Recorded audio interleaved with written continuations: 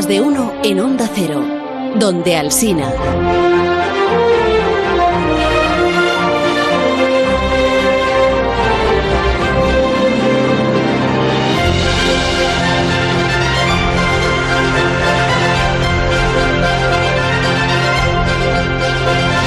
Las 12 menos cuarto, las 11 menos cuarto en las Islas Canarias. Hoy estamos haciendo más de uno desde la sede de Iberdrola, aquí al ladito de la cumbre del clima, porque Iberdrola es uno de los motores, bueno, uno de los participantes más relevantes de la cumbre y también motores de la economía y de las energías limpias y de la ciencia y de la innovación. Alberto Aparici, buenos días. ¿Cómo estás? No está Alberto. Otra vez no está Alberto. ¿Dónde está Alberto? ¿Y por qué suena viento? ¿Y por qué se ha dejado la puerta de la cumbre abierta? Hola, Carlos. Alberto. Carlos, oye, no, que no me he dejado abierto nada. Está sonando. Es que es el ventilador industrial que me he traído para ambientar la sección. Es que hoy vamos a hablar del viento. Ya, del viento. ¿Tú me oyes a mí? Ahí al lado del ventilador. Habla un poco más alto. No puedo. Que lo del viento me parece bien, pero que es un poco obvio y previsible el comienzo de tu sección de hoy, ¿no? Obvio y además poco práctico. Alberto. Pero no grites. Porque es que hay mucho viento. Ya, pero no tanto. ¿Por qué se están volando todos los papeles? Y además nos vamos a dejar la voz intentando hablar, aunque no hable alto, como dice Alsina. Bueno, esperad que lo apago. Esperad, lo apago. A ver, así. Uy, ¿qué decías, hijo? Uy, ¿qué decías del viento? Buenos días. Buenos días a todo el mundo. Hola, buenos días. Bueno, os estaba contando, decía que ya que estamos hablando toda la mañana sobre el clima, sobre renovables y todo esto, pues me parece que el viento en sí mismo puede ser un buen ejemplo de ciencia interesante, ¿no? Nos permite hablar de cosas muy interesantes, como por ejemplo, ¿cuál diríais vosotros, si tuvierais que apostar, que fue el primer uso tecnológico del viento en la historia? Tecnológico. El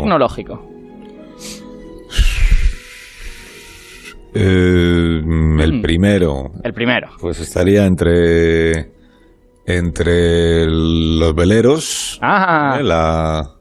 ¿No? Muy bien, exacto. O los molinos. No, los veleros. Ah, los veleros. Los molinos vinieron luego. Por las velas. Claro. Las velas de los barcos son una cosa súper antigua.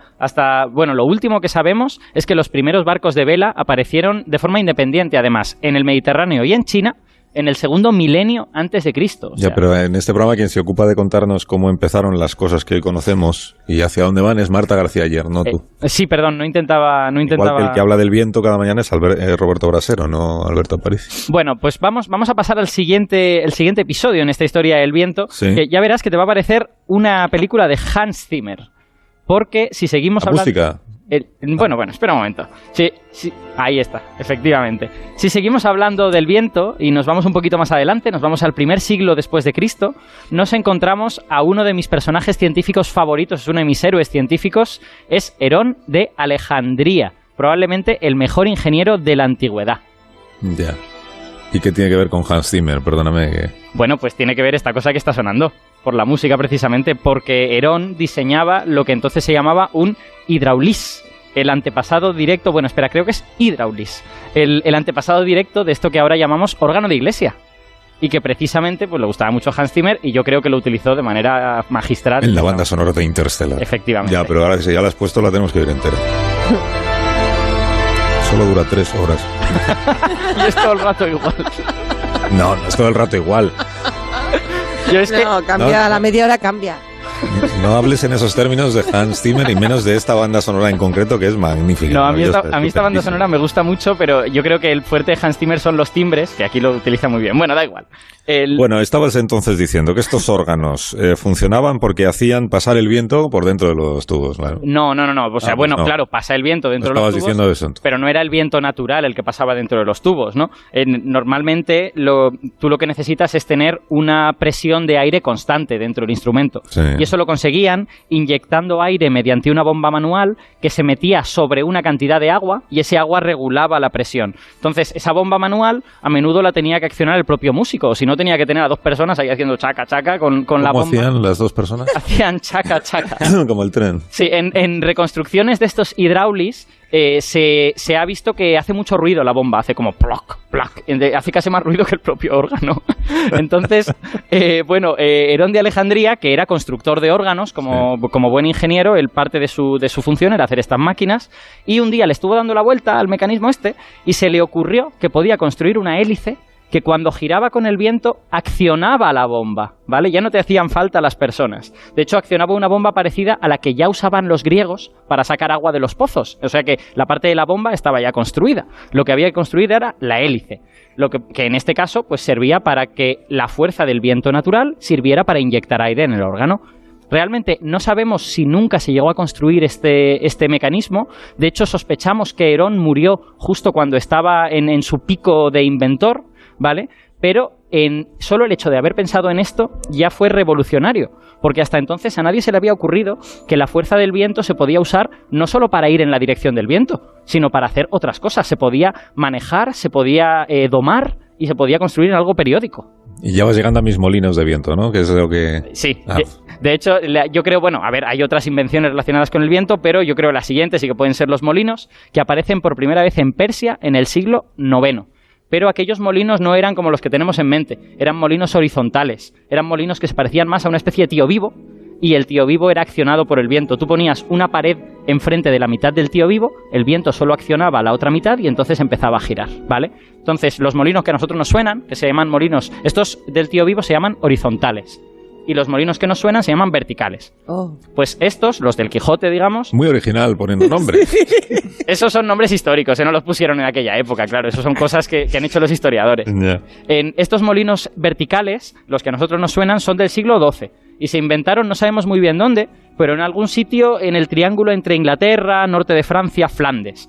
Entonces, esos molinos constituyeron la base de la revolución tecnológica que llegó al final de la Alta Edad Media y que permitió que en la Baja Edad Media pues hubiera una economía mucho mejor y una sociedad mucho más desarrollada. Ya. Y aprovechando que estamos aquí, Alberto, en la Cumbre del Clima, ¿cuándo se produce el vínculo entre el molino de viento y la generación de electricidad? Bueno, pues cuando ya se sabía utilizar la electricidad. Claro, hasta el siglo XIX la electricidad no se sabe usar, y realmente muy pronto llegó la idea de que, bueno, pues ya sabemos utilizar esta energía del viento para hacer cosas, ¿por qué no utilizarla para hacer electricidad?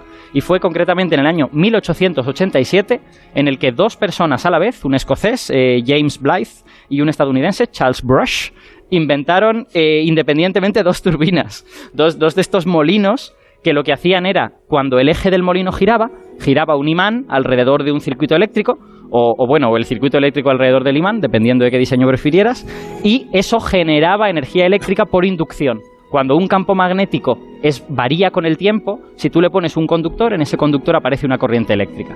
Esos molinos eran de corriente continua, así que tú tenías que almacenarla en unas baterías o condensadores y luego ya la podías usar. Y curiosamente, el molino de la turbina generadora de Blythe era un molino horizontal, mientras que la turbina generadora de Brush era un molino vertical.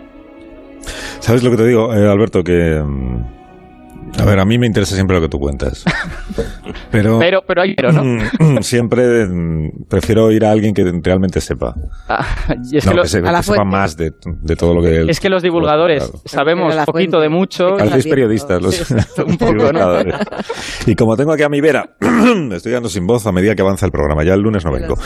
Como tengo aquí a mi vera a Roberto Mariscal, que es el responsable de innovación de Iberdrola España, en cuya casa estamos, pues voy a preguntarle a él. Buenos días, Roberto. Me parece perfecto. ¿Qué tal, Carlos? Un placer. Pues te diré que muy decepcionado, la verdad. Muy decepcionado porque yo pensaba que todo esto de los aerogeneradores y tal era cosa vuestra, de la generación vuestra de ahora.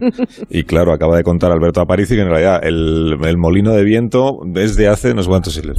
El generador en realidad se llamaba ventilador horizontal primero y luego ventilador... Molino horizontal. Vertical, y todo tiene más años que... ¿Y entonces vosotros qué habéis inventado? Pues no tantos, Carlos, porque fíjate, hace 20 años, cuando yo estudiaba en la Universidad de Ingeniería Industrial, todavía no había asignaturas de energías renovables. Tuve que cogerme asignaturas de libre elección. ¿De verdad? Para poder estudiar en este campo. Y es que el avance que ha habido en los últimos 20 años ha sido brutal. Cogiendo un poco el hilo de lo que muy bien explicaba Alberto, hace 20 años Iberdrola empezó a invertir en renovables. Yo seguía en la universidad. Sí. Las máquinas, los aerogeneradores que había entonces eran de 500 kilovatios de potencia. El diámetro de rotor de las palas eran 30 metros. Ahora, desde hace un año ya, Iberdrola tiene molinos en el mar Báltico, en Alemania, Sí. en el mar. Son de 5 megavatios de potencia, 10 veces más que hace 20 años. El diámetro de palas son 135 metros. Desde el fondo del mar hasta la punta de pala miden casi como la Torre Eiffel, 270 metros. Entonces, esas máquinas más grandes nos han permitido aprovechar mejor el viento y generar electricidad a menor coste. Claro, es que se inventarían por primera vez en el año 1887, pero no puedes comparar la eficiencia de aquellas turbinas que eran pioneras con lo que tenemos ahora. Hombre, claro que se ha avanzado muchísimo. No, sí, a mí todo lo que hace Iberdrola me parece incomparable, como sabe Roberto. Pero ¿sabes qué ocurre? Que esta semana que estamos hablando de la cumbre del clima, hablamos de energías limpias y renovables, a todo el mundo le parecen muy bien. Entonces sales a la calle y dice, ¿quién puede estar en contra de un molino, un aerogenerador que genera energía limpia? Pero luego siempre pone alguien un pero. Siempre dicen, ya, pero nunca será suficiente como para proporcionar toda la energía que necesitamos. Ya, pero luego un día no sopla el viento y entonces estamos vendidos porque no tenemos electricidad. ¿Tú crees que con las energías limpias es posible llegar a un modelo productivo y a un modelo energético que realmente pueda sustituir, pero sin perder nada, todo lo que hasta ahora procede de otro tipo de fuentes, de otro tipo de energías? Mira, Carlos, en los últimos 20 años la tecnología se ha desarrollado un montón, drásticamente, tanto en energías renovables como en redes inteligentes. Cuando un ciudadano, y yo que soy fiel oyente de este programa y de la España de madruga, siempre pienso en la señora a la que siempre hacemos referencia en este programa. ¿Qué le importa a ella de la energía? Lo primero que le importa es la seguridad de suministro, que le dé al interruptor y que funcione. Para que poder escuchar programas fantásticos de la radio como este, para cargar el móvil, para cargar los coches eléctricos, que algunos de nuestros oyentes ya lo tienen, yo también, para poder meter en la red la energía que generan sus paneles fotovoltaicos en el tejado. Entonces, lo primero que le pide es seguridad y garantía de suministro. Lo segundo es competitividad. El precio, y en ese sentido, con el ejemplo que os contaba, hemos visto cómo los costes para generar electricidad con renovable han bajado drásticamente, no solo en eólica en tierra y en eólica en el mar, también en fotovoltaica. Iberdrola está desarrollando proyectos de 500 megavatios de fotovoltaica. Para que os hagáis una idea, en Extremadura son como 1000 campos de fútbol, y eso lo hacemos ahora porque la tecnología ya está madura y podemos ofrecer energía con unos costes competitivos. Y lo tercero que le importa a la señora, y diría que a sus padres y a sus hijos y a sus nietos, es cuidar el planeta y cuidar la salud, cuidarse a sí misma. Porque cuando hablamos de descarbonización estamos hablando del CO2 y del clima, pero hay que tener muy en cuenta también las emisiones de NOx, la calidad del aire en las ciudades, y en ese sentido la electricidad es la que te permite avanzar en el cambio del modelo energético, una electricidad descarbonizada. Y el reto para los próximos años, y me encantaría visualizar el futuro, porque en la práctica lo que vamos a hacer es construirlo juntos, es extender ese uso de la electricidad a otros sectores, al transporte, a la calefacción, y en ello estamos, Carlos. El mundo de la innovación que es fascinante. Ahora estamos en objetivo, emitir lo menos posible de CO2, ¿no? La descarbonización, pero vamos a seguir emitiendo durante un tiempo. Entonces hay quien dice, ¿por qué no inventamos una máquina que sirva para capturar, para absorber todo ese CO2 que estamos emitiendo de más a la atmósfera? ¿En ese terreno hay algún proyecto que permita imaginar que llegaremos a dar con un sistema que sirva para absorber o para capturar todo ese CO2 que no debería estar ahí arriba? Mira, nosotros acabamos de cerrar las 2 últimas centrales de carbón en España. Sí. Hace unos años cerramos una central en Escocia que era de 2 gigavatios de potencia. Y por supuesto que probamos tecnologías para ver si eso era posible. Sí. ¿Dónde está el tema? Que es que las renovables son más competitivas. Cuesta menos generar con el sol, con el viento y con el agua que desarrollar sistemas químicos para ver cómo abates el CO2. La competencia de ese mundo del pasado es el mundo del futuro, que son las renovables, el viento, el agua y el sol. Que nos sale a cuenta, ¿no? Emitir en lugar de... Nos sale a cuenta, y de hecho, pues en los planes que se han hecho en España se habla de un 75% en 2030. Por eso lo que tenemos que hacer ahora es esa innovación que ya se ha hecho, esa tecnología que ya está, desplegarla y acelerar lo más rápido posible para tener ese impacto en el mundo, como hemos visto, pasar a la acción. Roberto, muchas gracias por tu presencia, por la visita y por abrirnos los ojos a estas cosas. Un placer, Carlos. Y hasta cuando tú quieras. Te puedes venir un día a la España que madruga si quieres. Es tempranísimo, también te lo digo. En Iberdrola madrugamos un montón, ya lo sabes. Bueno, no compitas conmigo en esa materia. A las 6 todos los días estoy atento. Gracias, Roberto. Adiós, Alberto. Hasta luego. Hasta la semana que viene. Adiós. Llegan las noticias del mediodía. Mira cómo suenan. Noticias en Onda Cero.